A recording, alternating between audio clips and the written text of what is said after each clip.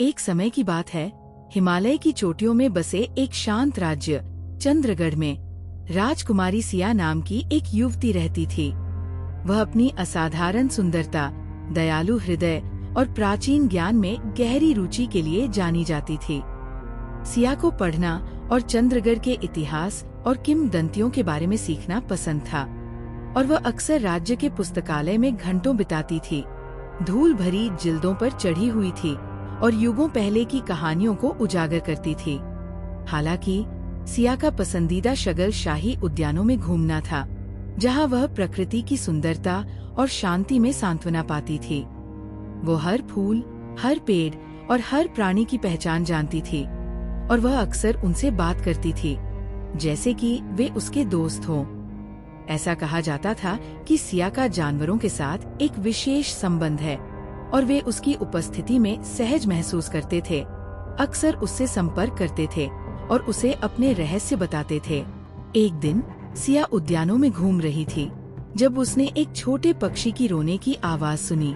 वह आवाज की ओर बढ़ी और उसे एक झाड़ी के नीचे घायल अवस्था में पड़े एक छोटे से रंगीन पंख वाले पक्षी को देखकर डर गई। सिया ने धीरे से पक्षी को उठाया और उसे महल में वापस ले गई, जहां उसने उसकी चोटों को साफ किया और उसकी देखभाल की। जैसे जैसे पक्षी ठीक हुआ, वह और सिया करीब आते गए और वे अविभाज्य हो गए। सिया ने पक्षी का नाम इंद्रधनुष रखा, उसके चमकीले और रंगीन पंखों के लिए। इंद्रधनुष सिया के साथ हर जगह जाता था, उसके कंधे पर बैठता या उसके सिर के चारों ओर चक्कर लगाता था। वह सिया की सबसे भरोसेमंद विश्वास पात्र बन गई, उसके रहस्य सुनती थी और उसे सलाह देती थी। सिया को कभी भी ऐसी दोस्ती का एहसास नहीं हुआ था और वह उस बंधन के लिए आभारी थी जो उसने और इंद्रधनुष ने बनाया था। एक दिन चंद्रगढ़ पर उत्तर से एक शक्तिशाली साम्राज्य कालरा द्वारा हमला किया गया। कालरा निर्दयी योद्धा थे जो अपने रास्ते में सब कुछ जीत लेते थे और उन्हें चंद्रगढ़ की समृद्धि और प्राकृतिक संसाधनों की लालसा थी। राजा अर्जुन, सिया के पिता, कालरा की सेना के खिलाफ बहादुरी से लड़े, लेकिन वे बहुत अधिक शक्तिशाली थे।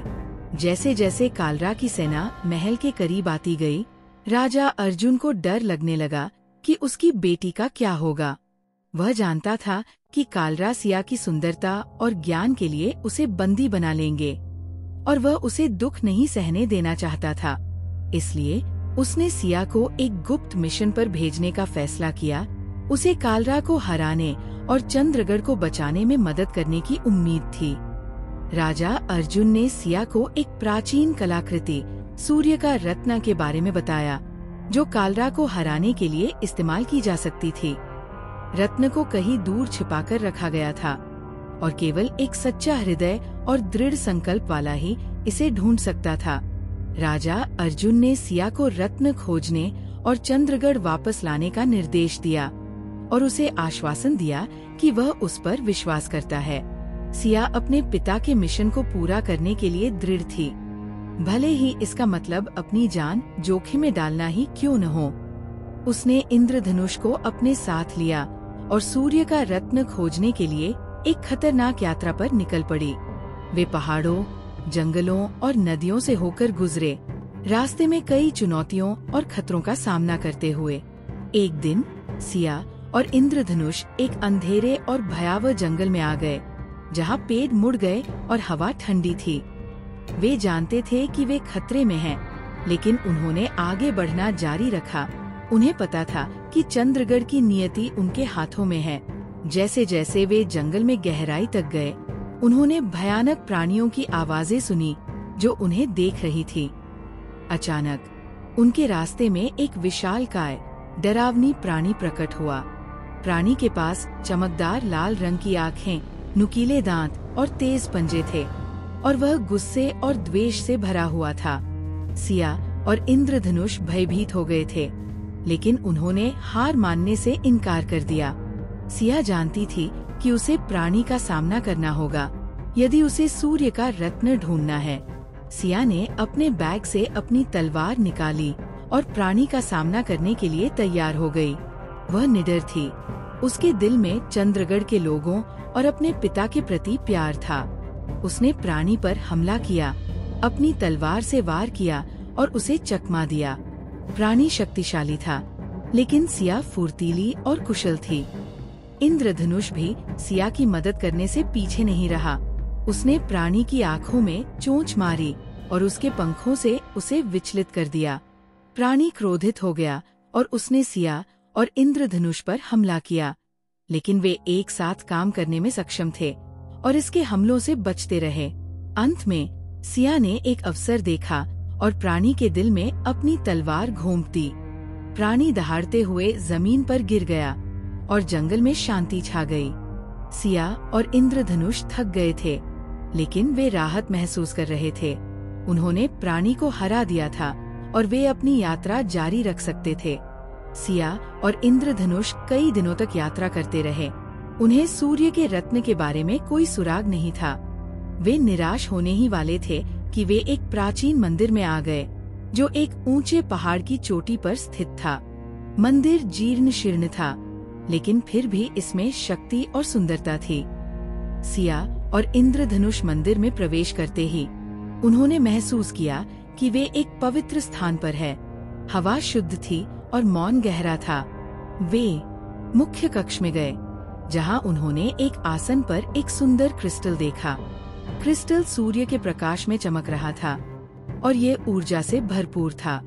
सिया जानती थी कि यही सूर्य का रत्न है। वह आसन के पास गई और क्रिस्टल को उठाया।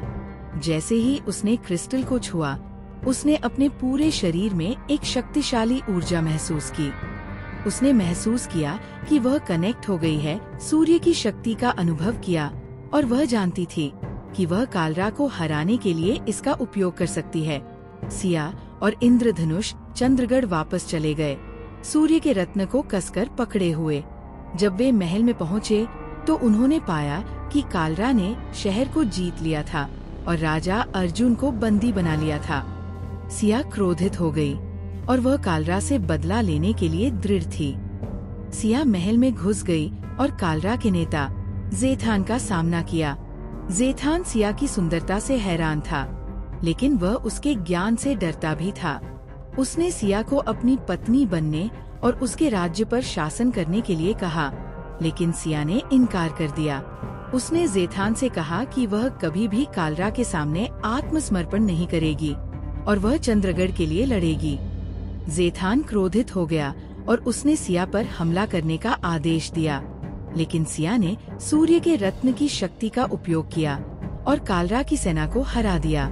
रत्न की ऊर्जा इतनी शक्तिशाली थी कि उसने कालरा को जलाकर राख कर दिया और उनके हथियारों को नष्ट कर दिया। कालरा की सेना डर गई और भाग गई और चंद्रगढ़ को मुक्त कर दिया गया। सिया को चंद्रगढ़ की नायिका के रूप में मनाया गया और उसके ज्ञान और साहस की कहानियां दूर दूर तक फैल गई। उसने राजा अर्जुन को रिहा कर दिया और उन्होंने साथ मिलकर एक नए युग की शुरुआत की, चंद्रगढ़ की समृद्धि और शांति।